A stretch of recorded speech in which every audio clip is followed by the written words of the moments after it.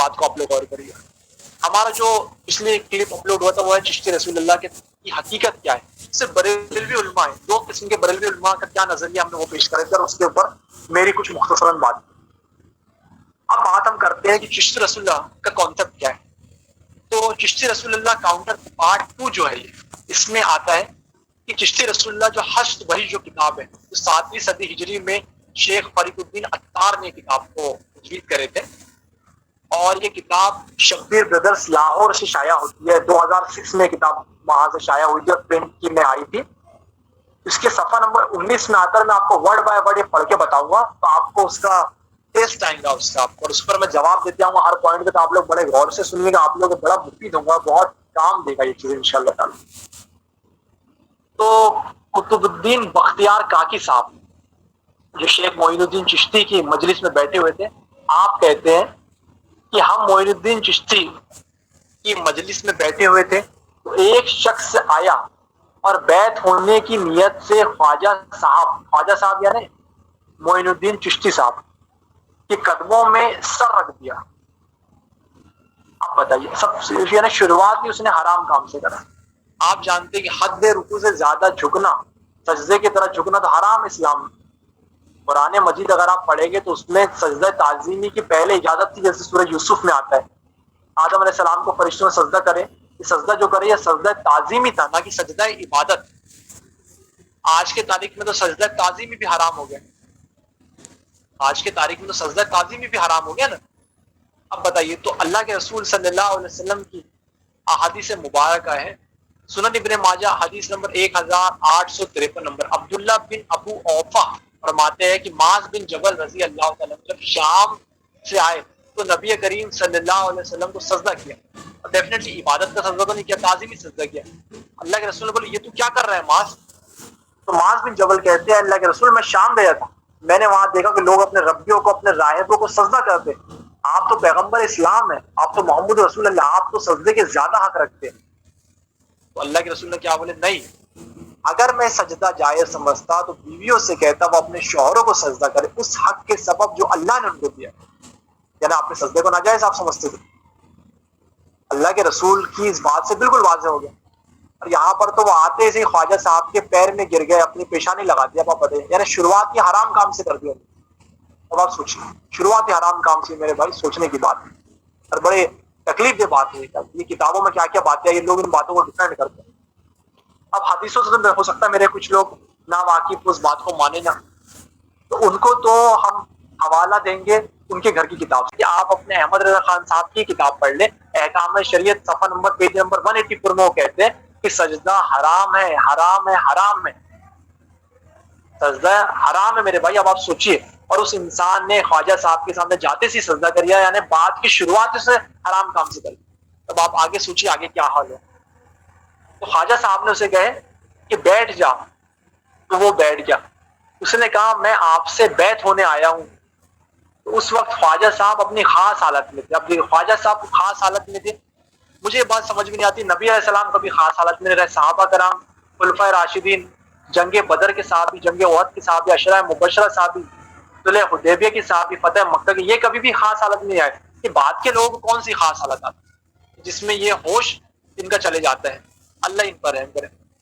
تو خواجہ صاحب نے کہا کہ بیٹھ جا، تو وہ انسان بیٹھ گیا. اس کے بعد اس شخص سے خواجہ صاحب کہتے ہیں اپنی خاص حالت میں رہنے کے بعد کہ میں تجھے جو کچھ کہوں گا کیا تو وہ کرے گا؟ تب مرید نے کہا کہ آپ جو کہیں گے میں وہ کروں گا، آپ جو کہیں گے تو وہ میں کروں گا. تو اس نے کہا جو آپ کہیں گے میں وہ کام کروں گا. تو خواجہ صاحب نے پوچھا تو کلمہ کس طرح پڑھتا ہے؟ تو مرید نے کہا کہ میں کلمہ پڑھتا ہوں لا الہ الا اللہ محمد رسول اللہ صلی اللہ علیہ وسلم. تو خواجہ صاحب نے، خواجہ معین الدین چشتی صاحب نے کہا اب تو یہ کہہ کہ لا الہ الا اللہ چشتی رسول اللہ، نعوذ باللہ ثم نعوذ باللہ. بتائیے، کہاں لا الہ الا اللہ محمد رسول اللہ اور کہاں لا الہ الا اللہ چشتی رسول اللہ پڑھنے کے لیے کہہ رہے ہیں خواجہ معین الدین چشتی. آپ اگر غور کریں گے آپ کو یہ بات سمجھ میں آئیں گی میرے بھائی کہ لا الہ الا اللہ چشتی رسول اللہ پڑھنے کے لیے بولے خواجہ صاحب نے. کہ ابو بکر صدیق نے کبھی کسی کو پڑھا ہے کہ لا الہ الا اللہ اشرف علی، لا الہ الا اللہ ابو بکر صدیق رسول اللہ کبھی پڑھا ہے؟ یا عمر نے، عثمان نے، علی نے؟ یہ باتیں دونوں جگہ پائی جاتی ہے. ایک کوئی کہتا ہے علی امداد رسالے میں کہ لا الہ الا اللہ اشرف علی تھانوی رسول اللہ پڑھو، کوئی کہتا ہے لا الہ الا اللہ چشتی رسول اللہ پڑھو. تو دین کا مذاق بنایا جا رہا ہے. اس سے بڑی گستاخی تو میرے بھائی کوئی دوسری نہیں ہو سکتی. تو اس کے بعد کہتے ہیں خواجہ صاحب کہ میں تو کچھ بھی نہیں ہوں، کلمہ اصلی وہی ہے جو تو نے پہلے پڑھا، کیونکہ تو مرید ہونے آیا تھا اس لیے میں تجھے دیکھنا چاہتا تھا کہ تیرا مجھ پر بھروسہ کتنا ہے. ہم پھر سوال کریں کہ ابو بکر صدیق، کیا ابو بکر صدیق جو ہے وہ ایسے لوگوں کا عقیدہ جانتے تھے جو لوگ ان کے پاس آیا کرتے تھے اور جو لوگ ان سے کلمہ پڑھتے تھے یا ان سے بیعت کرتے تھے؟ ابو بکر صدیق پہلے انہیں اپنے نام میں کلمہ پڑھایا کرتے تھے. خود سوچنے کی بات ہے. آپ بتائیے حشر بحث 7ویں 8ویں صدی کی کتاب ہے، اس میں یہ بات آئی ہے. بتائیے پیج نمبر 19 میں یہ بات رپورٹ ہوئی. اب آپ خود سوچیں میرے بھائی، خود سوچیں. اب لوگ 3 قسم کے اعتراض کرتے ہیں اس پر بنیادی طور پر، اور 3 قسم کے جواب دینے کی کوشش کرتے. جب ہم ان سے بات کرتے ہیں یہ تو گستاخانہ بات ہے. نہیں، گستاخانہ عبارت ہے. اس کتاب کو اور اس عبارت کو تو آپ نکال کے پرے پھینکیے. آپ اسلام کے شعار کو یہ تو ڈسٹروائے کر رہے ہیں. یہ تو وہ کہتے ہیں کہ بعض لوگ اب یہ کہتے ہیں کہ خواجہ صاحب نے کہہ تو دیا ہے کہ اصل کلمہ تو وہی ہے، اصل کلمہ جو پہلے پڑھا وہی ہے. ہم ان سے سوال کرتے ہیں کیا گستاخانہ کلمہ یا گستاخانہ عبارت کا دفاع اس طرح سے ہوتا ہے؟ کچھ وقت بعد کیا گستاخانہ عبارت کا دفاع اس طرح سے ہوتا ہے؟ ہمارے بریلوی دوستوں سے ہم نے ہمیشہ سنے تھے، بریلوی مولویوں سے ہم نے ہمیشہ سنے تھے گستاخانہ عبارت کا رجوع کرنا پڑتا ہے کہ میں نے یہ گستاخی کیا. جیسے اشرف علی تھانوی صاحب نے اپنی کتاب میں کوئی بات لکھی ہے تو اب ان کو رجوع کرنا پڑے گی. میں اشرف علی تھانوی، میرے سے یہ غلطی ہوئی، یہ گستاخی ہوئی، اب میں رجوع کرتا ہوں. تو مانتے ہیں بریلوی دوست. اور خواجہ صاحب نے تو ایسی کوئی بھی بات یہاں بیان نہیں کرتا. آپ کیسے ان کا رجوع مان رہے؟ کیسے آپ ان کا رجوع مان رہے میرے بھائی؟ اور جو سعید اسد صاحب ہیں جو بریلیوں کے سب سے بڑے مناظر ہیں، وہ خود کہتے ہیں کہ کلمہ غلط ہے کر کے. تو آپ ان کو سمجھائیے یہ بات. سعید اسد صاحب انہیں تو رجوع کر لیے تھے. جب سعید اسد صاحب جیسے اتنے بڑے مولانا، اتنے بڑے مناظر یہ کہہ رہے ہیں کہ وہ رجوع نہیں ہے، تو آپ کیسے رجوع سمجھ رہے ہیں؟ اللہ سے خوف کھائیے آپ میرے. چشتی رسول اللہ تو ایک طرف، جو ابو بکر رسول اللہ بھی کہے ہم اسے بھی کافر کہتے ہیں. یاد رکھ لینا، لا الہ الا اللہ چشتی رسول اللہ اگر کسی نے پڑھوایا ہے تو وہ کفر ہے، ایمان نہیں. چشتی رسول اللہ تو ایک طرف، ابو بکر رسول اللہ بھی پڑھواتا ہے تو وہ بھی ایماندار نہیں.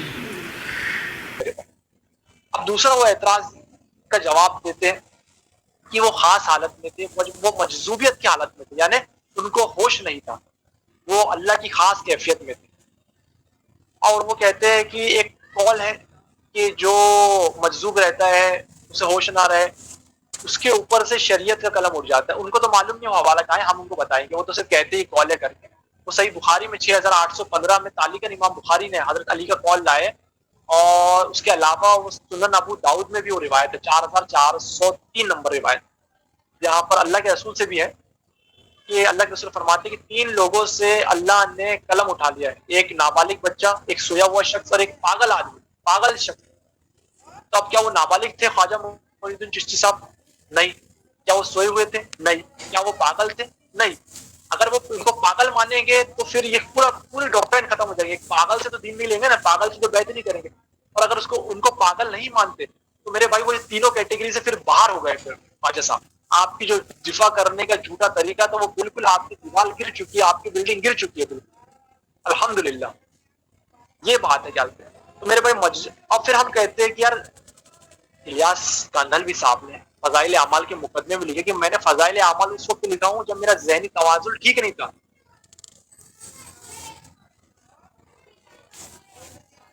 تو آپ کیا ان کو بھی مجذوب مان لو گے؟ پھر فضائل اعمال میں ہمارے بریلوی دوست کے ایمان لانے گے، اس کتاب کو پڑھنا شروع کر دیں گے کہ نہیں یار وہ بھی مجذوبیت کی کیفیت میں تھے. وہ کہیں گے نہیں ہم ایسے پاگل آدمی سے دین نہیں لیں گے. ہم بھی کہیں گے ہم ایسے انسان سے دین نہیں لیں گے، دین کی بات نہیں لیں گے میرے بھائی جو اس حال میں. خواجہ صاحب تو اس کیٹیگری میں فال ہی نہیں کر رہے جس کیٹیگری آپ کو ڈالنا چاہتے ہیں. ہمارے بریلوی دوستوں کو دعوت رجوع ہے، دعوت اصلاح ہے خاص طور پر. اور تیسری ایک بات وہ کہتے ہیں کہ ایک روایت ہے کہ اس کے تحت جو ہے خواجہ صاحب کی زبان سے کوئی بات اگر نکل گئی تو اللہ اس کی پکڑ نہیں کرے گا. وہ بھی روایت ان کو نہیں معلوم، وہ صرف کہتے ہیں. وہ صحیح مسلم میں 6960 نمبر روایت ہے. انس بن مالک رضی اللہ تعالیٰ عنہ فرماتے ہیں کہ اللہ کے رسول نے ایک بار آیا کہ اللہ تعالیٰ اپنے بندے سے اس قدر خوش ہوتا ہے کہ جس کی کوئی حد نہیں ہے. پھر آپ نے مثال کے طور پر سمجھا کہ مان لو ایک انسان اونٹ پر سفر کر رہا ہو ریگستان میں اور تھک کر ایک پیڑ کی چھاؤں میں بیٹھ گیا ہو اور اس کی نیند لگ گئی ہو. جب اس کی آنکھ کھولتا ہے تب وہ دیکھتا ہے اس کا اونٹ اور اس کا سامان غائب. اب اسے ڈر ہوتا ہے کہ میرا سامان غائب ہو گیا ہے تو اب تو میرے پاس موت کے علاوہ دوسرا چارہ نہیں. تو پھر وہ سو جاتا ہے. جیسے اس کی نیند کھلتی ہے تو پھر اس کا سامان دوبارہ اس کے سامنے ہوتا ہے تو وہ خوش ہو جاتا ہے. وہ اتنا خوش ہوتا ہے کہ خوشی کی شدت کی وجہ سے اس کی زبان لڑکھڑا جاتی ہے. خوشی کی ہوتا ہے نا انسان اوور ایکسائٹڈ ہو جاتا ہے, خوشی کی شدت کی وجہ سے اس کی زبان لڑکھڑا جاتی ہے اور وہ کہہ دیتا ہے کہ اے اللہ تو میرا بندہ میں تیرا رب. جو کہ اس سے کہنا تھا اے اللہ تعالیٰ تو میرا رب میں تیرا بندہ. اب بتائیے اس بات کو بیان کرتے ہیں کہ دیکھو یہاں بھی حدیث سے بھی بات ثابت ہو رہی ہے نا, انس بن مالک کی اللہ کے رسول کے تھرو جو فرمائے. ہم یہ کہتے ہیں کہ یہاں پر یہ جو شخص ہے یہ شخص تو خوشی کی حالت میں اس کی زبان لڑکھڑا گئی اور خواجہ معین الدین چشتی صاحب وہاں کیا کہہ رہے, اپنے مرید کو کہہ رہے کہ تو پڑھ, یعنی ہوش و حواس میں اس بات کو بول رہے کہ تو پڑھ, اور یہاں پر لڑکھڑا گئی ہے. یہ بھی دلیل میرے بھائی کہیں سے کہیں سوٹ نہیں ہوتی, کہیں سے کہیں فٹ نہیں ہوتی.